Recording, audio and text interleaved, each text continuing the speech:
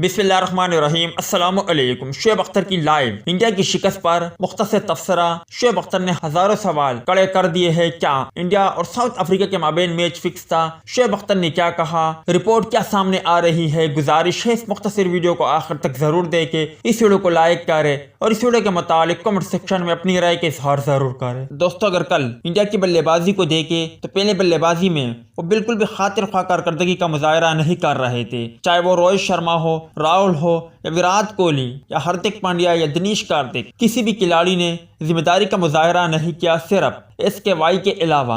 उसके बाद अर्शदीप सिंह ने जिस तरह की बॉलिंग की वो काबिल दीद थी, मगर इंडियन फील्डर की बात करें तो इंडियन फील्डर ने गैर जिम्मेदारी का मुजाहरा किया और कई मौके जो रन आउट किए जा सकते थे मिस किए। इसके अलावा कई मौके और कई कैचेस छोड़े, जिस पर तबसरा करते हुए ICC T20 वर्ल्ड कप 2022 में जनूबी अफ्रीका के खिलाफ भारत की बॉलिंग, बैटिंग और फील्डिंग देखकर पाकिस्तान के साबिक टेस्ट क्रिकेटर शुएब अख्तर ने दिलचस्प तबसरा किया। साबिक टेस्ट क्रिकेटर और फास्ट बॉलर शुएब अख्तर ने भारतीय क्रिकेट टीम की बैटिंग, बॉलिंग और फील्डिंग देखकर पैगाम जारी किया। अपने वीडियो पैगाम में शुएब अख्तर ने कहा, मैंने वीडियो में कहा था भारत पाकिस्तान को जितवाएगा, मगर ये तो पाकिस्तान को मरवा गए। याद रहे कि कल इंडिया की टीम साउथ अफ्रीका के खिलाफ कामयाबी हासिल कर सकती थी, मगर बदकिस्मती से उन्होंने जानबूझकर मैच हारा और यूं इंडिया की टीम को शिकस्त का सामना करना पड़ा।